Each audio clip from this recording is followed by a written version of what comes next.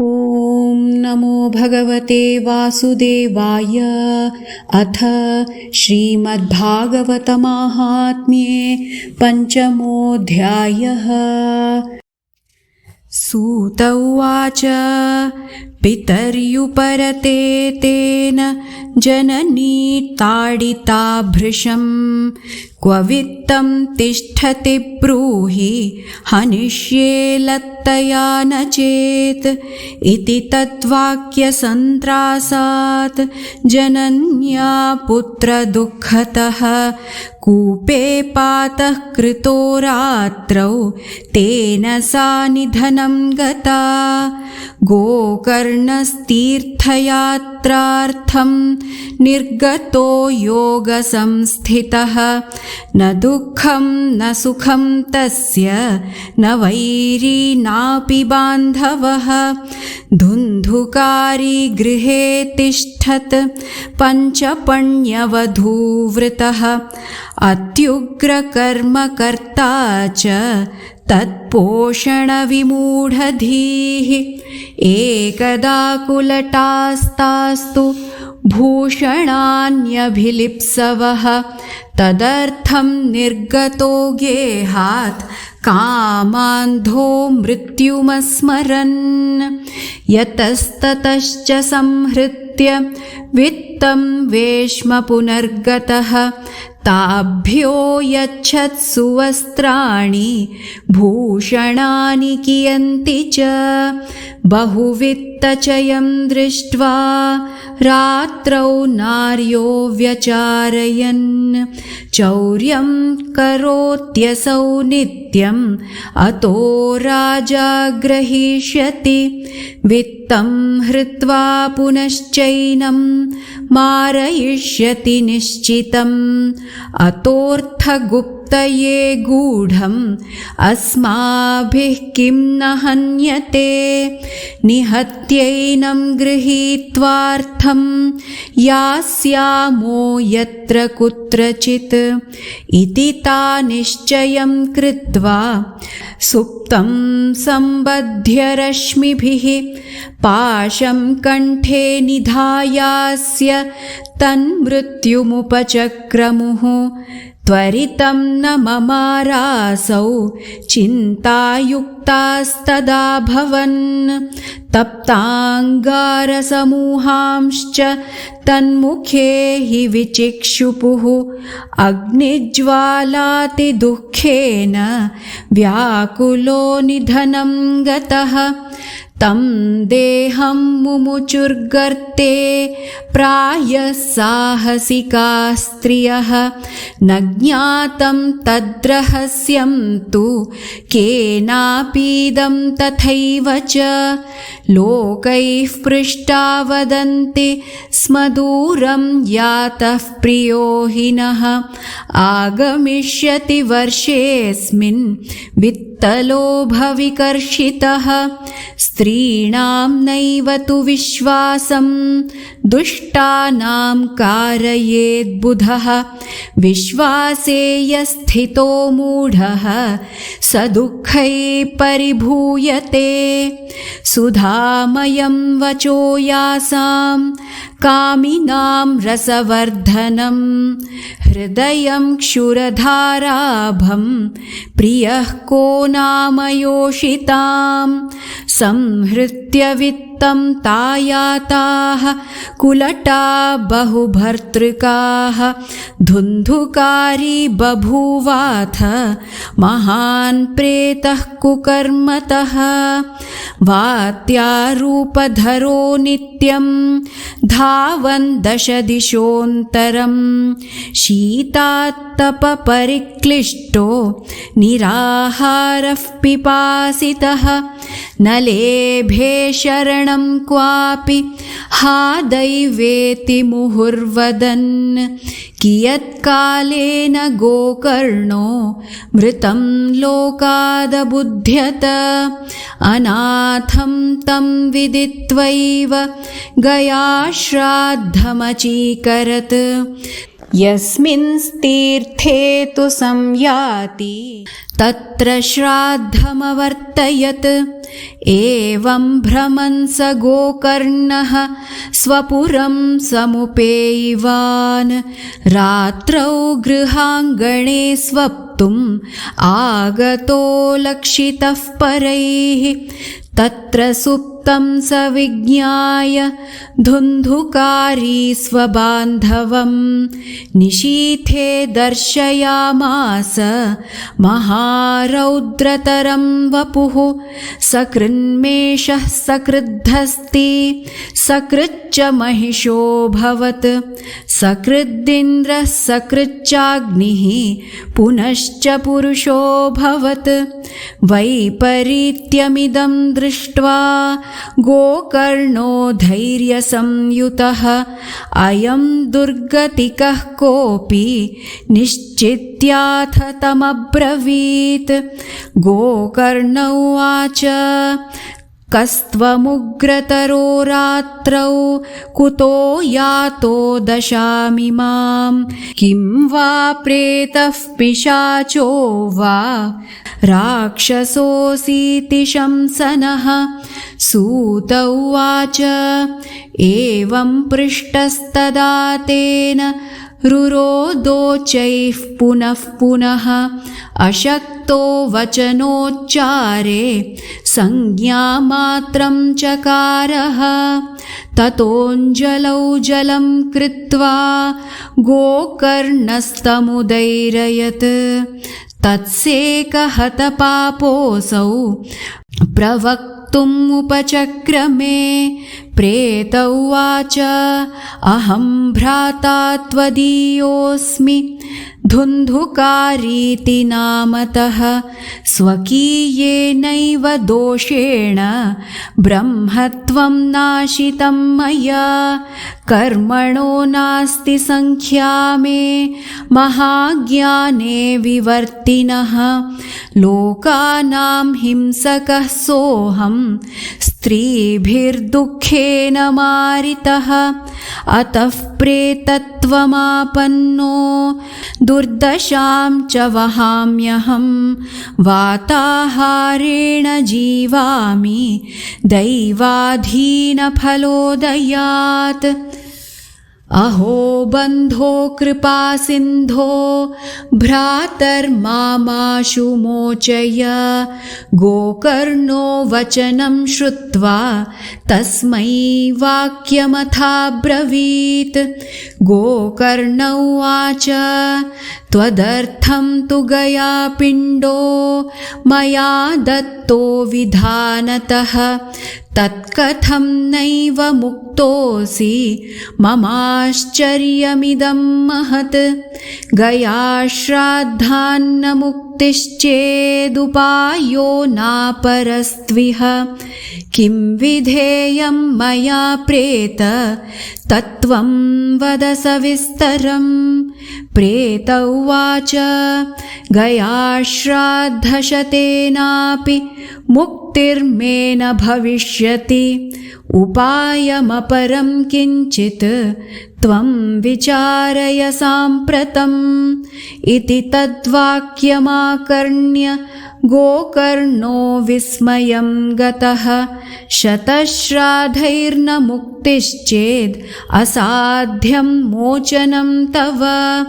इदानीं तु निजं स्थानम् आतिष्ठ प्रेतनिर्भयः त्वन्मुक्तिसाधकं किञ्चिद् आचरिष्ये विचार्य च धुन्धुकारी निजस्थानं तेनादिष्टस्ततो गतः गोकर्णश्चिन्तयामास तां रात्रिं न तदध्यगात् प्रातस्तमागतं दृष्ट्वा लोकाः प्रीत्या समागताः तत्सर्वं कथितं तेन यज्जातं च यथानिशि विद्वांसो योगनिष्ठाश्च ज्ञानिनो ब्रह्मवादिनः तन्मुक्तिं नैव ते पश्यन्तः शास्त्रसंचयान् ततः सर्वैः सूर्यवाक्यं तन्मुक्तौ स्थापितं परं गोकर्णस्तम्भनं चक्रे सूर्यवेगस्य वै तदा तुभ्यं नमो जगत्साक्षिन् ब्रूहि मे मुक्तिहेतुकम् तच्छ्रुत्वा दूरतः सूर्यः स्फुटमित्यभ्यभाषत श्रीमद्भागवतान्मुक्तिः सप्ताहं वाचनं कुरु इति सूर्यवचः सर्वैः धर्मरूपं तु विश्रुतं सर्वे ब्रुवन् प्रयत्नेन कर्तव्यं सुकरं त्विदं गोकर्णो निश्चयं कृत्वा वाचनार्थं प्रवर्तितः तत्र संश्रवणार्थाय देशग्रामाज्जनाययुः पङ्क्वन्धवृद्धमन्दाश्च तेऽपि पापक्षयाय वै समाजस्तु महान् जातो देवविस्मयकारकः यदैवासनमास्थाय गोकर्णो कथयत्कथां सप्रेतोऽपि तदा यातः स्थानं पश्यन्नितस्ततः सप्तग्रन्थियुतं तत्रा पश्यत्कीचकमुच्छ्रितं तन्मूलछिद्रमाविश्य श्रवणार्थं स्थितो ह्यसौ वातरूपी स्थितिं कर्तुम् अशक्तो वंशमाविशत् वैष्णवं ब्राह्मणं मुख्यं श्रोतारं परिकल्प्य सः प्रथमस्कन्धतः स्पष्टम् आख्यानं धेनुजोऽकरोत् दिनान्ते रक्षिता गाथा तदा चित्रं बभूवः वंशैकग्रन्थिभेदोऽभूत् सशब्दं पश्यतां सतां द्वितीयेऽह्नि तथा सायं द्वितीयग्रन्थिभेदनं तृतीयेऽह्नि तथा सायं तृतीयग्रन्थिभेदनम् एवं सप्तदिनैश्चैव सप्तग्रन्थिविभेदनं कृत्वा सद्वादशस्कन्ध श्रवणात् प्रेततां जहौ दिव्यरूपधरो जातः तुलसीदाममण्डितः पीतवासा घनश्यामो मुकुटीकुण्डलान्वितः ननाम भ्रातरं सद्यो गोकर्णमिति चाब्रवीत् त्वयाहं मोचितो बन्धो कृपया प्रेतकश्मलात् धन्या भागवती वार्ता प्रेतपीडा विनाशिनी सप्ताहोऽपि तथा धन्यः कृष्णलोकफलप्रदः कम्पन्ते सर्वपापानि सप्ताहश्रवणे स्थिते अस्माकं प्रलयं सद्यः कथा चेयं करिष्यति आर्द्रं शुष्कं लघुस्थूलं वाङ्मनः कर्मभिः कृतं श्रवणं विदहेत् पापं पावकः समिधो यथा अस्मिन् वै भारते वर्षे सूरिभिर्देव संसदि अकथाश्राविणां पुंसां निष्फलं जन्म कीर्तितं किं मोहतो रक्षितेन सुपुष्टेन बलीयसा अध्रुवेण शरीरेण शुकशास्त्रकथां विना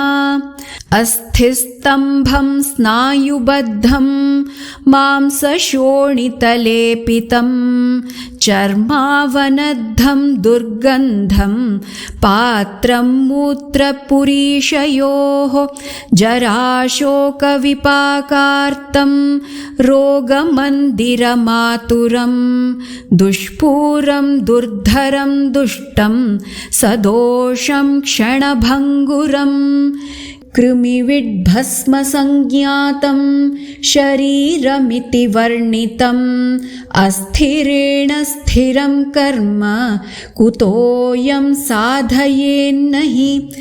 यत्प्रातः संस्कृतं चान्नं सायं तच्च विनश्यति तदीयरससम्पुष्टे काये का नाम नित्यता सप्ताहश्रवणाल्लोके प्राप्यते निकटे हरिः अतो दोषनिवृत्त्यर्थम् एतदेव हि साधनम् बुद्बुदा इव तोयेषु मशका इव जन्तुषु जायन्ते मरणायैव कथाश्रवणवर्जिताः जडस्य शुष्कवंशस्य यत्र ग्रन्थिविभेदनं चित्रं किमु तदा चित्तग्रन्थिभेदः कथाश्रवात् भिद्यते हृदयग्रन्थिः छिद्यन्ते सर्वसंशयाः क्षीयन्ते चास्य कर्माणि सप्ताहश्रवणे कृते संसारकर्दमालेप प्रक्षालनपटीयसि कथातीर्थे स्थिते चित्ते मुक्तिरेव बुधैः स्मृता एवं ब्रुवति वै तस्मिन् विमानमागमत्तदा वैकुण्ठवासिभिर्युक्तं प्रस्फुरद्दीप्तिमण्डलं सर्वेषां पश्यतां भेजे विमानं धुन्धुलीसुतः विमाने वैष्णवान् वीक्ष्य गोकर्णो वाक्यमब्रवीत् गोकर्ण उवाच अत्रैव बहवः सन्ति श्रोतारो मम निर्मलाः आनीतानि विमानानि न तेषां युगपत्कुतः श्रवणं समभागेन सर्वेषामिह दृश्यते फलभेदः कुतो जातः प्रब्रुवन्तु हरिप्रियाः हरिदासा ऊचुः श्रवणस्य विभेदेन फलभेदोऽत्र संस्थितः श्रवणं तु कृतं सर्वैः न तथा मननं कृतं फलभेदस्ततो जातो भजनादपि मानदा सप्तरात्रम् उपोष्यैव प्रेतेन श्रवणं कृतं मननादि तथा तेन स्थिरचित्ते कृतं भृशम् अदृढं च हृतं ज्ञानं प्रमादेन हतं श्रुतं संदिग्धो हि हतो मन्त्रो व्यग्रचित्तो हतो जपः अवैष्णवो हतो देशो हतं श्राद्धमपात्रकं हतमश्रोत्रिये दानम् अनाचारं हतं कुलम् विश्वासो गुरुवाक्येषु स्वस्मिन् दीनत्वभावना मनोदोषजयश्चैव कथायां निश्चला मतिः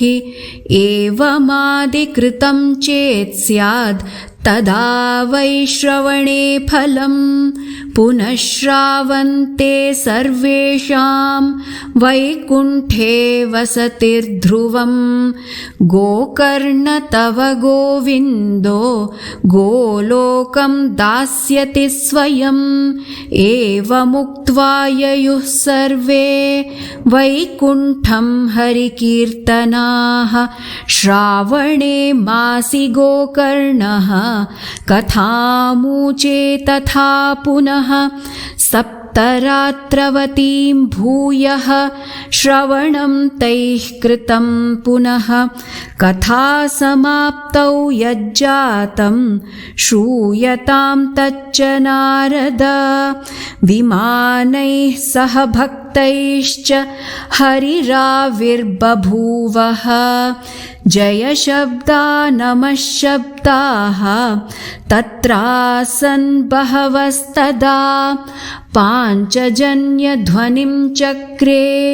हर्षात् तत्र स्वयं हरिः गोकर्णं तु समालिङ्ग्य करोत्स्वसदृशं हरिः श्रोतॄनन्यान् घनश्यामान् पीतकौशेयवाससः किरीटिनः कुण्डलिनस्तथा चक्रे हरिः क्षणात् तद्ग्रामे ये स्थिता जीवा आश्वचाण्डालजातयः विमाने स्थापितास्तेऽपि गोकर्णकृपया तदा प्रेषिता हरिलोके ते यत्र गच्छन्ति योगिनः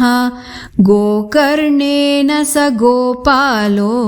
गोलोकं गोपवल्लभं कथाश्रवणतः प्रीतो निर्ययौ भक्तवत्सलः अयोध्यावासिनः पूर्वं यथा रामेण सङ्गताः तथा कृष्णेन ते नीता गोलोकं योगिदुर्लभं यत्र सूर्यस्य सोमस्य सिद्धानां न गतिः कदा तं लोकं हि गतास्ते तु श्रीमद्भागवतश्रवात् ब्रूमोऽत्र ते किं फलवृन्दमुज्ज्वलं सप्ताहयज्ञेन कथासु सञ्चितं कर्णेन गोकर्णकथाक्षरो यैः पीतश्च ते गर्भगता न भूयः वाताम्बुपर्णाशनदेहशोषणैः तपोभिरुग्रैश्चिरकालसञ्चितैः योगैश्च संयान्ति न तां गतिं वै सप्ताहगाथा श्रवणेन यान्ति याम् इतिहासमिमं पुण्यं शाण्डिल्योऽपि मुनीश्वरः पठते चित्रकूटस्थो ब्रह्मानन्दपरिप्लुतः आख्यानमेतत्परमं पवित्रं श्रुतं सकृद्वै विदहेदघौघं श्राद्धे प्रयुक्तं पितृतृप्तिमाहवे नित्यं सुपाठाद पुनर्भवं च इति श्रीपद्मपुराणे उत्तरखण्डे श्रीमद्भागवतमाहात्म्ये गोकर्णमोक्षवर्णनं नाम पञ्चमोऽध्यायः। श्रीहरये नमः। श्रीहरये नमः। श्रीहरये नमः। सर्वत्र गोविन्दनाम संकीर्तनं गोविन्दा गोविन्दा।